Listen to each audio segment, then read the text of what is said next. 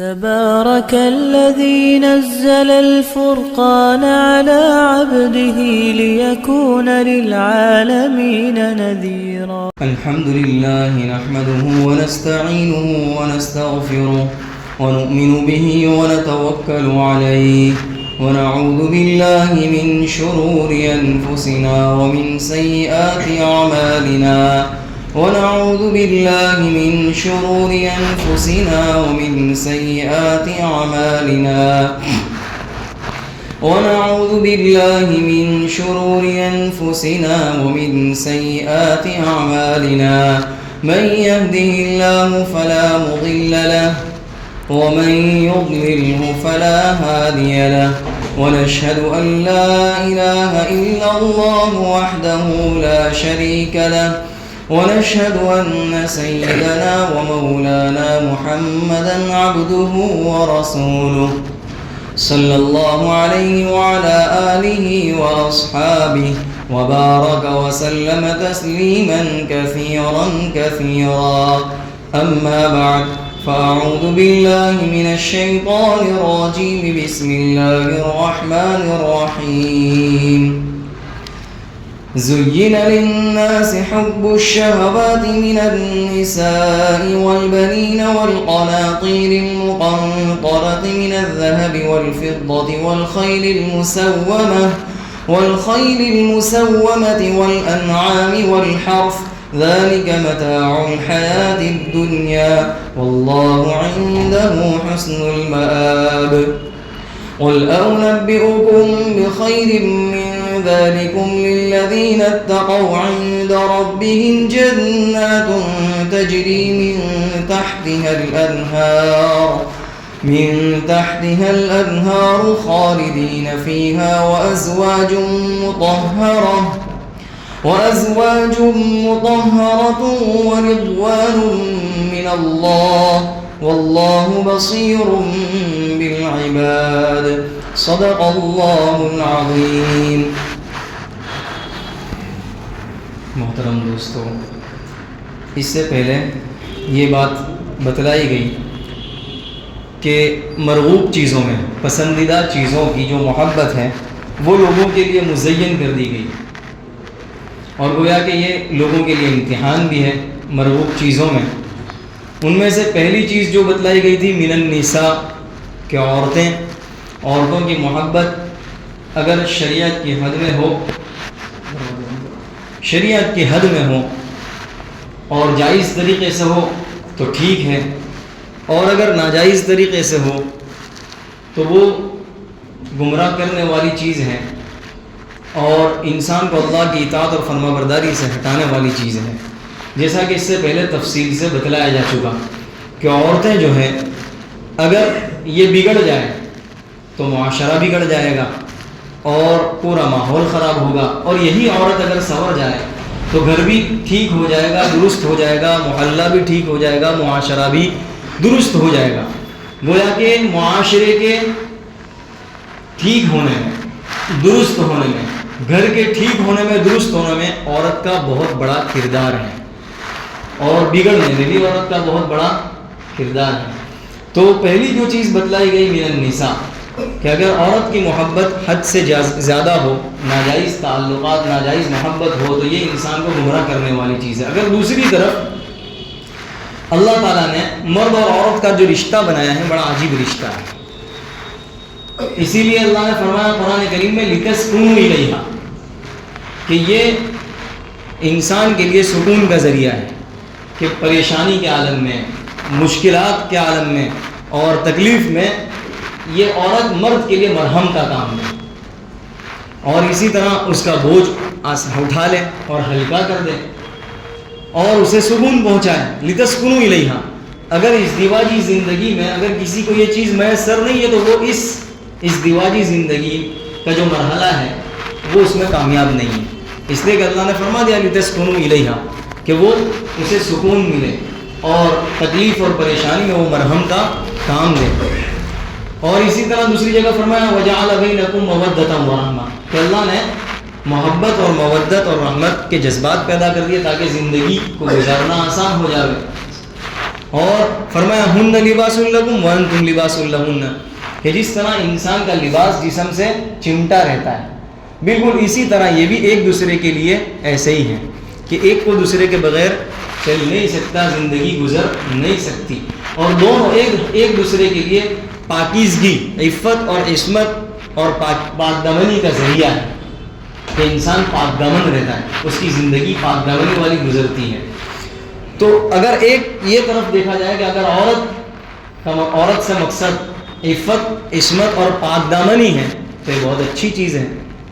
اسی لیے اللہ کے نبی علیہ الصلوۃ والسلام نے ارشاد فرمایا الدنیا کلھا متاع وخیر متاع الدنیا المرأۃ الصالحہ، کہ دنیا کی جتنی بھی چیزیں فائدہ اٹھانے کی چیزیں، اس میں بہتر جو فائدہ اٹھانے کی چیز ہے المرأۃ الصالحہ، نیک بیوی ہے۔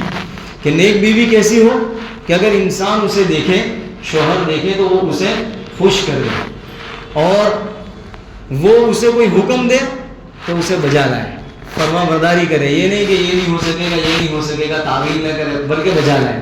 اور اگر وہ گھر سے باہر جائے، کسی اور جگہ جائے، گھر سے باہر سفر میں جائے، تو وہ اپنی ذات کی بھی حفاظت کرے، نہ یہ کہ دوسرے کے حوالے کر دے، اپنی ذات کی بھی حفاظت کرے اور شوہر کے مال کی بھی حفاظت کرے، گھر کی بھی حفاظت کرے۔ یہ ہے نیک بیوی کی خصلتیں۔ اب اس سے آپ اندازہ لگائیے، آج کل تو بڑا عجیب معاشرہ ہے کہ شوہر کسی اور جگہ ہے، باہر ہے، اور ادھر بیوی یہاں تنہا ہے، اور ایسے سینکڑوں واقعات سامنے ہیں کہ وہاں اس کے تعلقات دوسرے سے اور ادھر بیوی کے تعلقات دوسرے سے ہیں۔ نتیجہ اس لیے کہ موبائل ہاتھوں میں ہے، اور موبائل کے ذریعے موبائل نے تو کباڑا ہی کر دیا ہے، اور ایسے بے شمار واقعات سامنے آ رہے ہیں نوجوانوں کے کہ یہ ادھر ہے، اس کی بیوی ادھر ہے، اس کا تعلق کسی اور سے اور اس کا تعلق کسی اور سے ہے، اور یہ بہت عام ہو چکا ہے۔ اسی لیے اللہ کے نبی صلی اللہ علیہ وسلم نے ارشاد فرمایا نیک بیوی ایسی ہو کہ اگر شوہر باہر ہو تو وہ شوہر کے مال کی بھی حفاظت کرے اور اپنی عصمت کی بھی حفاظت کرے، نہ یہ کہ اپنا جسم کسی کے حوالے کر دے۔ تو پہلی جو چیز تھی وہ من النساء۔ دوسری جو چیز ہے مرغوب چیزوں میں والبنین، اولاد ہے، کہ اولاد کی محبت کو بھی مزین کر دیا گیا، جیسا کہ ایک دوسری جگہ ارشاد فرمایا المال والبنون زینت الحیات الدنیا، کہ مال اور اولاد یہ دنیاوی زندگی کی زینت ہے۔ اور دوسری جگہ ارشاد فرمایا انما اموالکم واولادکم فتنہ، کہ مال اور اولاد یہ آزمائش ہے، دونوں چیزیں ہیں، آزمائش بھی ہے۔ اب دیکھیے اولاد میں بھی زیادہ جو محبت عام طور پر ہوتی ہے وہ بیٹوں سے ہوتی ہے، کہ نسل بیٹوں سے چلتی ہے، اور اگر لڑکا درست ہو گیا، نیک بنا، تو ماں باپ کا بھی نام روشن ہوگا اور اس کی عزت ہوگی۔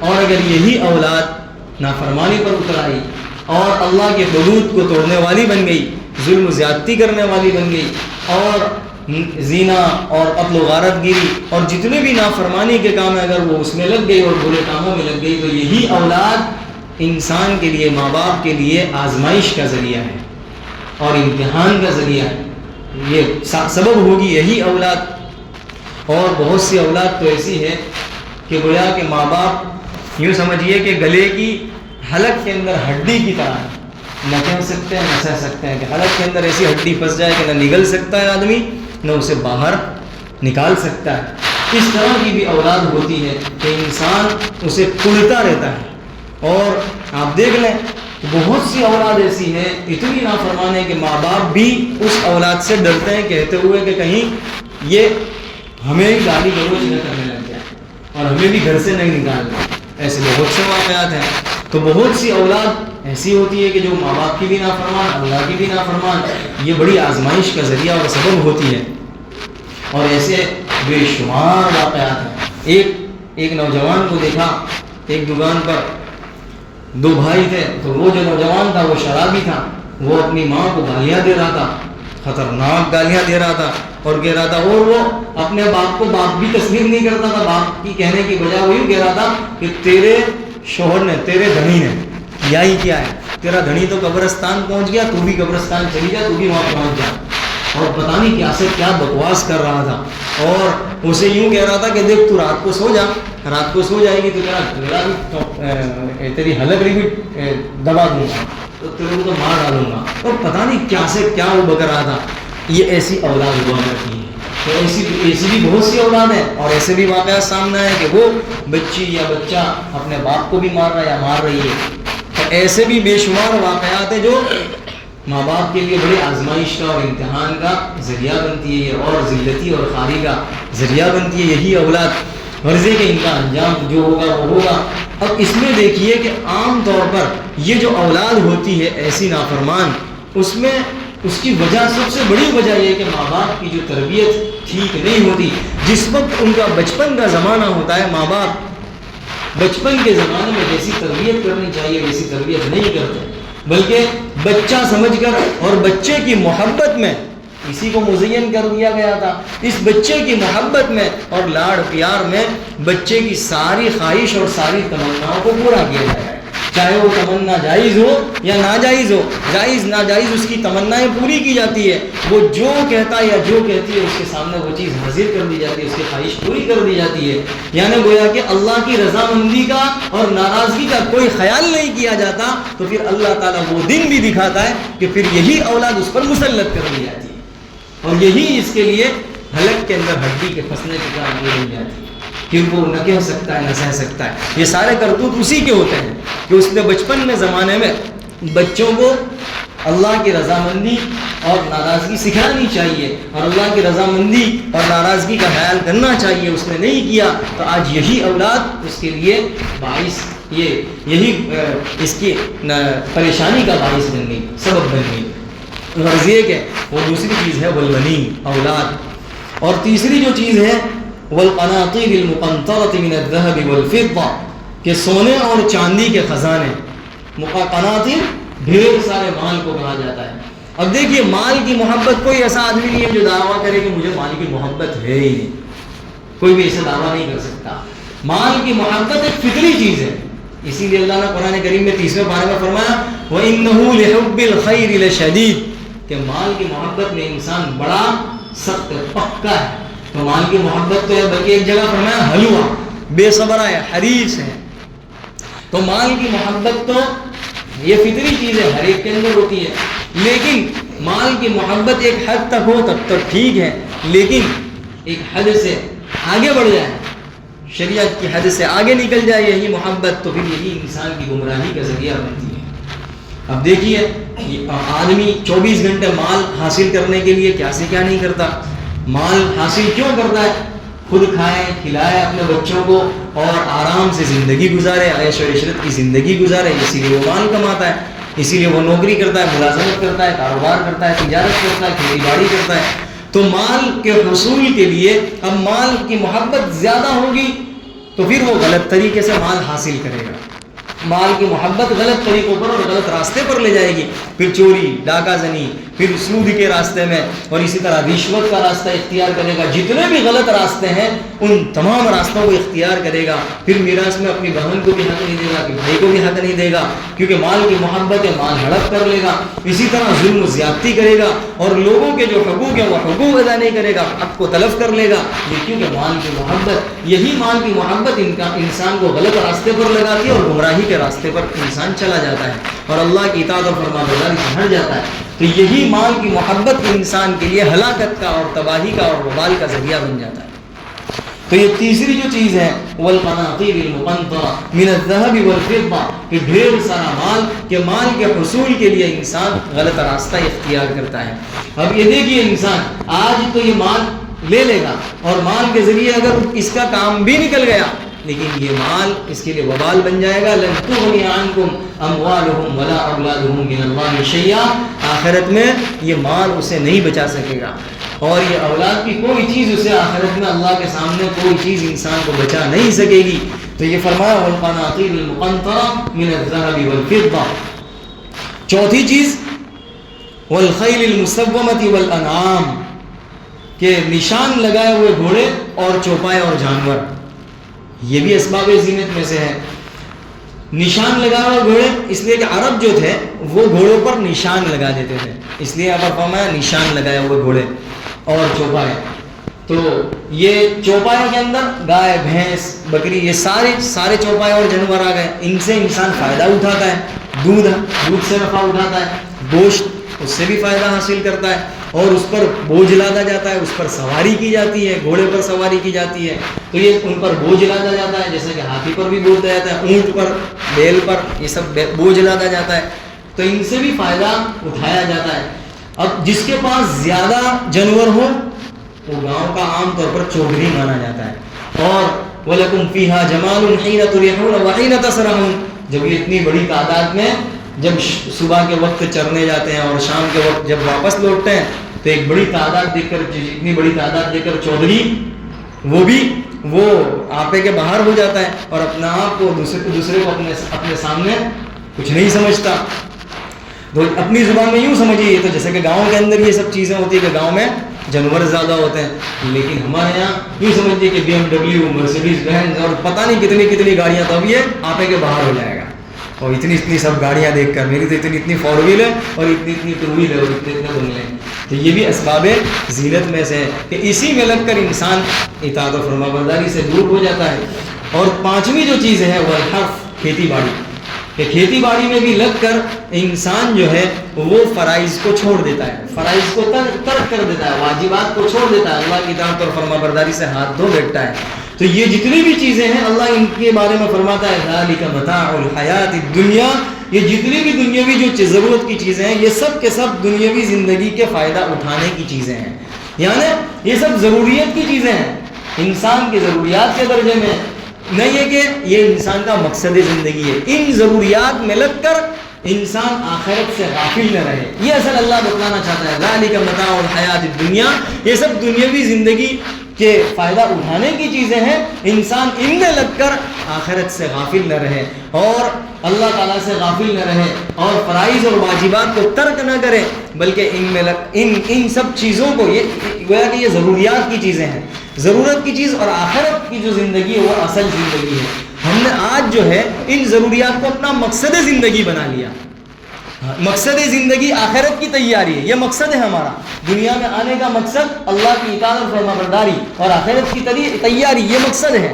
اور کھانا پینا اور یہ جتنی بھی ضروریات کی چیزیں ہیں یہ سب ضرورت کے درجے میں ہیں، یہ سب جس طرح کہ انسان بیت الخلاء میں جاتا ہے، بیت الخلاء میں جا کر پیشاب پاخانہ کرتا ہے، تو کوئی بیت الخلاء جتنا بھی اچھا ہو لیکن کوئی محبت نہیں کرتا بیت الخلاء سے، کیوں؟ ضرورت کی جگہ ہے وہ، نہ کہ مقصد زندگی کے یہیں رہنا ہے، یہیں سونا ہے اور یہیں موت کے بعد بھی یہیں رہنا ہے۔ تو کوئی انسان ایسا نہیں ہوگا جو بیت الخلاء سے دل لگائے۔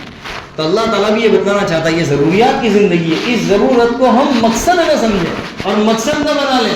اسی لیے آج ہم دیکھیں کہ ضرورت، مال، دولت، یہ سب حاصل کرنے کے لیے انسان صبح سے نکلتا ہے، رات تک کماتا ہے، رات تک، اور رات کو سوتے بھی اگر فون آ جائے تو وہ فون اٹھانے میں دریغ نہیں کرتا، اگر سودا ہوتا ہو تو سودا کر بیٹھتا ہے، گویا کہ صبح سے لے کر رات تک اسی میں لگا رہتا ہے کہ کس طرح بس مال حاصل ہو جائے، مال حاصل ہو جائے، اور دولت مال حاصل کرنے کے نتیجے میں وہ نمازوں کو بھی کھو بیٹھتا ہے، وہ اللہ تعالیٰ کی، اور جھوٹ بولنا ہو وہ بھی کر گزرتا ہے، دھوکہ دینا ہو تو وہ بھی کر گزرتا ہے، جو کچھ کرنا ہو وہ سب کر گزرتا ہے اس مال و دولت کے حصول کے لیے۔ اللہ تعالیٰ فرماتا ہے کہ کہیں ایسا نہ ہو کہ ان سب چیزوں میں لگ کر تم مقصد زندگی کو بھول جاؤ۔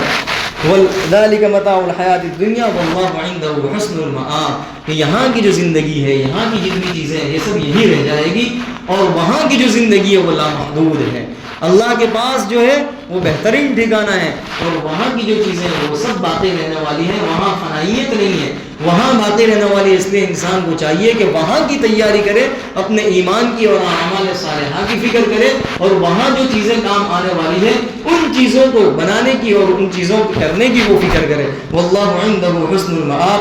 پھر آگے فرمایا قل اونبئکم بخیر من ذالکم، کہ نبی آپ کہہ دیجئے کیا میں ان مرغوب اور ان پسندیدہ چیزوں میں سے بھی جو بہتر چیز ہے، کیا میں انہیں ان چیزوں سے تمہیں آگاہ نہ کروں، نہ بتلاؤں؟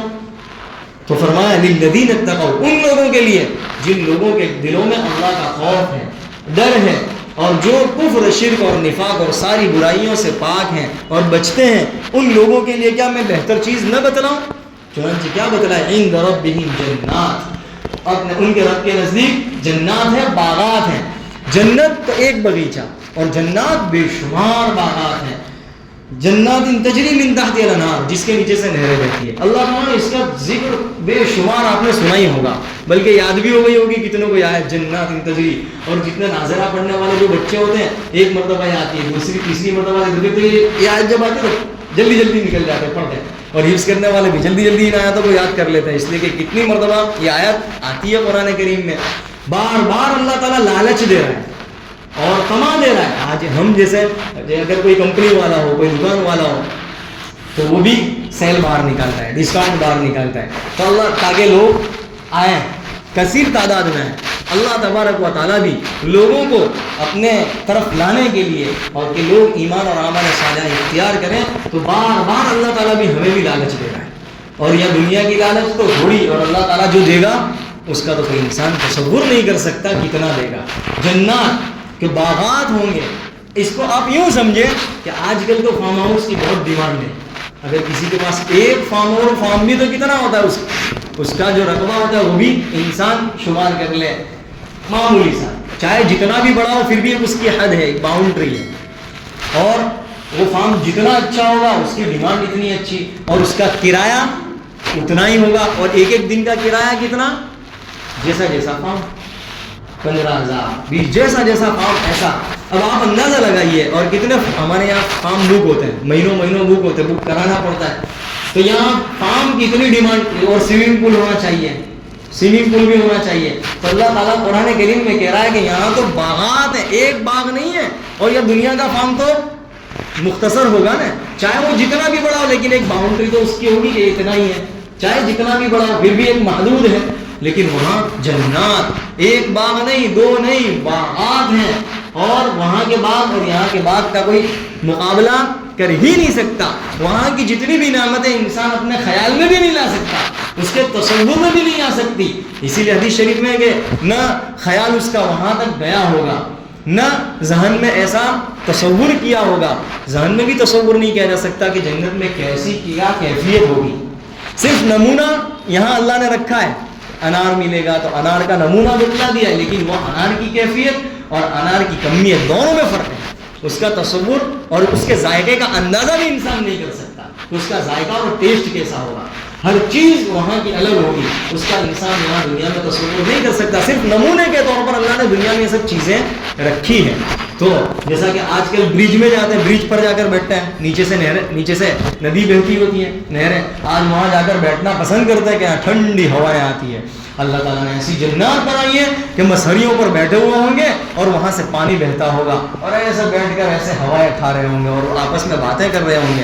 جنت کا جو نقشہ اللہ نے کھینچا ہے، بڑا عجیب و غریب، مختلف پاروں پر جنت کا نقشہ کھینچا ہے کہ کیسی جنت ہوگی.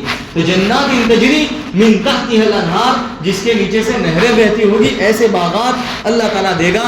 خالدین فیہا، اور اللہ تعالیٰ یہ قید بار بار لگاتا ہے جب بھی اس کا تذکرہ کرتا ہے، خالدین فیہا خالدین فیہا، کہ جس میں ہمیشہ ہمیشہ رہیں گے. اس لیے کہ انسان چاہے دبئی جائے، امریکہ جائے، کسی بھی جگہ جائے، اور اگر اسے وہاں اپنے کیا کہتے ہیں ایک دن یا 2 دن یا 1 مہینہ 2 مہینہ، اس کے دل میں یہ خیال ضرور آئے گا کہ میں کب تک ہوں یہاں.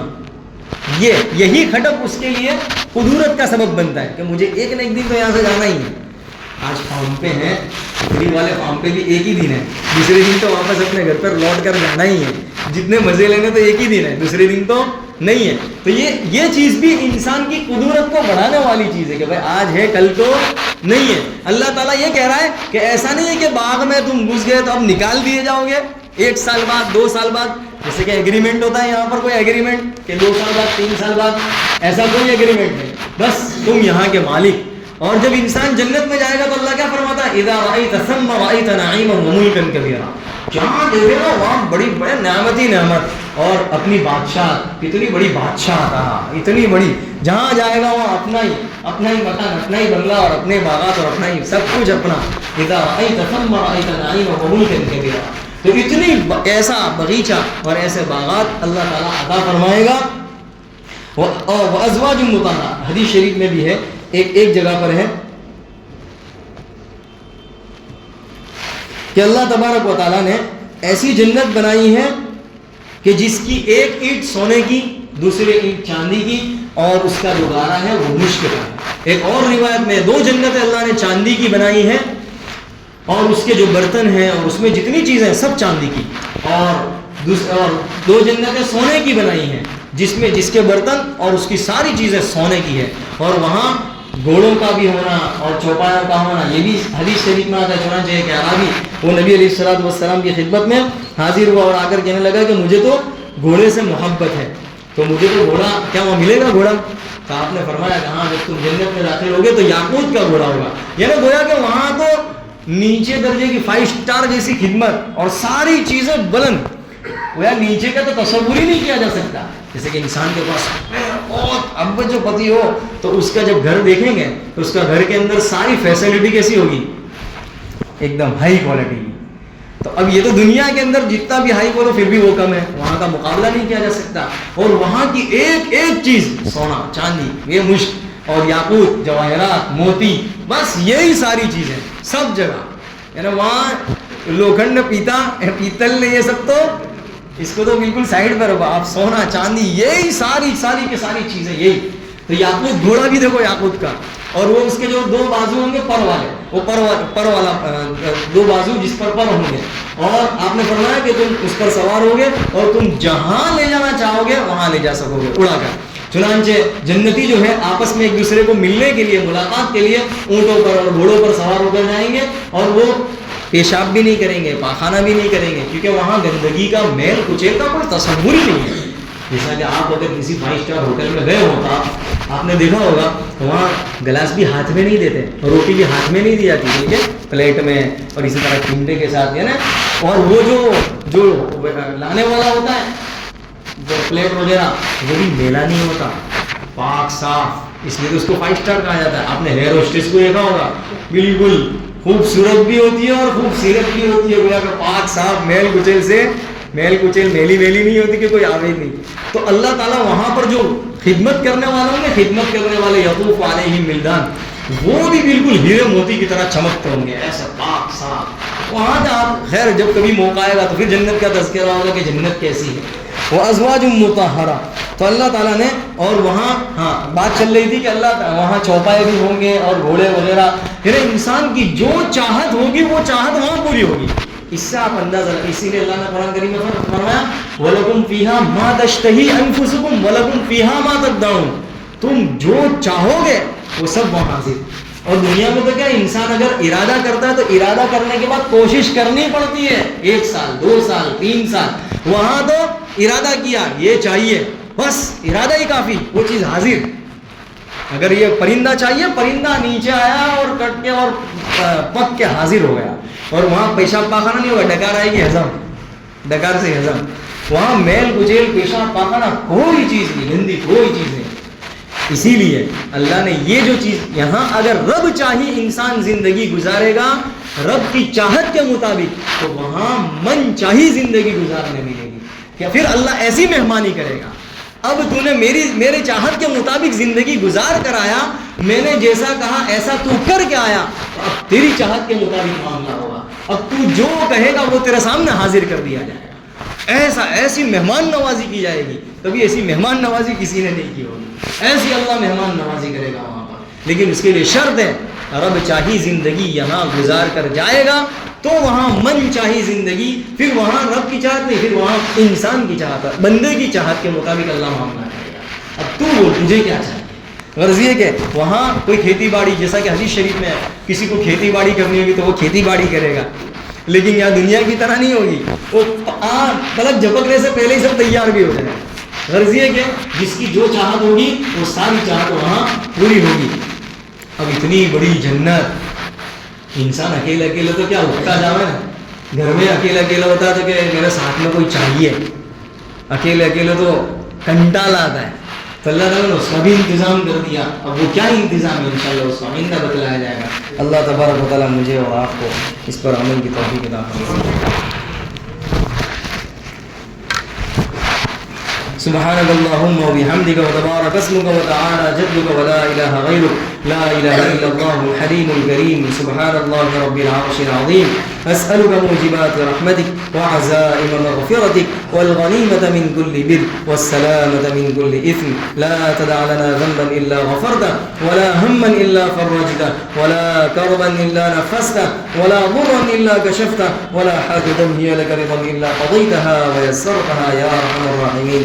اے اللہ ہمارے گناہوں کو معاف فرما، خطاؤں سے درگزر فرما. یقیناً ہم گنہگار ہیں، خطا کار ہیں. اے اللہ ساری زندگی تیری نافرمانی میں گزار دی. اے اللہ ساری زندگی تجھے ناراض کرنے میں گزار دی. اے اللہ ہر آن ہر پل ہر لمحہ اے اللہ ہم نے تیری ناراضگی اے اللہ نافرمانی کی ہے. اے اللہ خوب گناہ کیے ہیں. اے اللہ ہم تو ایسے گنہگار ہیں کہ گناہ کر کر کے بھی بھول چکے. اے اللہ ہم نے خوب گناہ کیے ہیں لیکن تیرے اے اللہ نام اعمال میں موجود ہیں. اے اللہ تیرے یہاں سب کچھ موجود ہے. تو سب کچھ جانتا ہے. ہماری ساری زندگی اے اللہ ساری زندگی سے تو باخبر ہے. اے اللہ تو خوب جانتا ہے. اے اللہ ہمارے گناہوں کو معاف فرما دے. تیرے علاوہ کوئی معاف کرنے والا نہیں ہے. اے اللہ تو ایسا رب ہے کہ اے اللہ بندہ ایک مرتبہ گناہ کرے پھر توبہ کرے پھر گناہ کرے پھر توبہ کرے اس طرح کرتا رہے 1000 مرتبہ کرے پھر بھی تو ایسا رب ہے کہ معاف کر دیتا ہے. پھر بھی تو معاف کر دیتا ہے. دنیا والوں کا معاملہ بالکل الٹا ہے، بالکل برعکس ہے کہ اگر ایک مرتبہ غلطی کرے تو معاف کر دیتے ہیں، دوسری مرتبہ کرے تو پھر اے اللہ تھوڑا آگے پیچھے ہو کر پھر بھی معاف کر دیتے ہیں. بار بار کرے تو دنیا والے بھی معاف نہیں کرتے. اے اللہ دنیا والے بھی بھگا دیتے ہیں. اے اللہ تو ایسا رب ہے کہ ہم اتنی نافرمانی کرتے ہیں، اتنی ناقدری کرتے ہیں، اتنی ناشکری کرتے ہیں. اے اللہ تجھے ناراض کرتے ہیں پھر بھی اے اللہ تو ہمیں نبھا رہا ہے، تو ہمیں کھلا رہا ہے، تو ہمیں پلا رہا ہے. اے اللہ تو نے ہمیں بے شمار نعمتیں عطا فرمائی. اے اللہ بارش کے قطروں کی طرح تو ہمیں نعمتیں عطا فرمائی. اے اللہ تو ہمیں اپنا فرما بردار بندوں میں شامل فرما دے. اے اللہ گناہ کی نفرت اور نیکیوں کی رغبت ہمارے قلوب میں پیوستہ فرما دے. تو ہمیں اپنا بنا لے، تو ہمیں اپنا بنا لے، اپنے سے قریب کر لے. اپنی محبت عطا فرما دے، اپنی محبت عطا فرما دے. ایسی محبت عطا فرما کہ اے اللہ تیری فرما برداری کی طرف ہمارے پیر لپک کر چلنے لگے. اے اللہ آمادہ ہو جائیں. اے اللہ ہم تیری فرما برداری کرنے والے بن جائیں. ایسی محبت عطا فرما دے. اے اللہ ایسی محبت عطا فرما کہ اے اللہ ہمیں تلاوت میں مزہ آنے لگے، ہمیں نماز میں مزہ آنے لگے. اے اللہ یقیناً ہمارے دل اتنے بگڑ چکے ہیں کہ اے اللہ تیری 5-10 منٹ تلاوت کرتے ہیں اور اٹھا جاتے ہیں. اتنے دل خراب ہو چکے ہیں. ہمارے دلوں کو سنوار دے، ہمارے دلوں کو پاکیزہ کر دے. اے اللہ ہمارے مزاج کو بدل دے. یقیناً ہمارا مزاج بدل چکا ہے کہ اے اللہ ہمیں دوسری چیزوں میں دنیاوی چیزوں میں بڑا مزہ آتا ہے لیکن اے اللہ تیری عبادت ہی میں مزہ نہیں آتا. اے اللہ یقیناً ہم روحانی اعتبار سے خوب بیمار ہو چکے ہیں. جب بندہ بیمار ہو جاتا ہے اسے بخار آتا ہے تو اسے بھی اللہ اس کا ٹیسٹ اور ذائقہ بھی بدل جاتا ہے. اللہ اسے بھی میٹھی چیز میٹھی اور تیکھی چیز تیکھی معلوم نہیں ہوتی. اللہ وہ دوا کھا کر اس کا زبان کا ذائقہ بدل جاتا ہے. اے اللہ ہم بھی گناہ کر کر کے ہمارے دل اتنے بیمار ہو چکے کہ اے اللہ عبادت میں مزہ نہیں آتا، اکتاہٹ محسوس ہوتی ہے. اے اللہ عبادت سے دل اچاٹ ہو جاتا ہے. اے اللہ ہمارے دلوں کو پاک صاف فرما دے. اپنی محبت سے بھر دے، اپنی محبت سے بھر دے. اے اللہ پاک صاف فرما دے. اے اللہ تمام گناہوں سے ہمیں نجات عطا فرما دے. اے اللہ تیری اطاعت اور فرما برداری والی زندگی گزارنے کی ہمیں توفیق عطا فرما. حضرت نبی علیہ السلام کے طریقوں کے مطابق زندگی گزارنے کی ہمیں توفیق عطا فرما. اے اللہ یہاں موجود تیرے بندوں میں سے جس کی جو نیک اور جائز مرادیں ہیں اے اللہ ان کی نیک اور جائز مرادوں کو تو خوب جانتا ہے. اے اللہ پوری فرما دے، اپنے خزانے غیب سے پوری فرما دے. اے اللہ کسی کا محتاج اور دستنگر نہ بنا. اے اللہ ہمیں تیرے علاوہ کسی کے سامنے جھکنے والا نہ بنا، کسی کے سامنے ماتھا ٹیکنے والا نہ بنا. اے اللہ کسی کے سامنے مانگنے والا نہ بنا، نہ ہاتھ سے نہ زبان سے نہ دل سے مانگنے والا بنا. اے اللہ صرف اور صرف تو موت تک اپنا ہی محتاج بنا. اے اللہ اپنے ہی تیرے ہی سامنے مانگنے والا بنا. اے اللہ ہماری تمام ضروریات کو اپنے خزانے غیب سے پورا فرما. اے اللہ جو پریشان حال ہیں ان کی پریشانیوں کو تو دور فرما. جو مقروض ہیں ان کے قرضوں کی ادائیگی کی شکلیں پیدا فرما. تیرے علاوہ کوئی شکل پیدا نہیں کر سکتا. اے اللہ دنیا والے سب کے سب محتاج ہیں. اے اللہ تو مختار کل ہے. اے اللہ سب کچھ تیرے قبضے قدرت میں ہے. اے اللہ صرف تیرا ارادہ ہی کافی ہے. اے اللہ ہماری تمام ضروریات کو اپنے خزانے غیب سے پورا فرما دے. اے اللہ جو کچھ مانگا عطا فرما، جو مانگنے سے رہ گیا اپنے شان عطا فرما.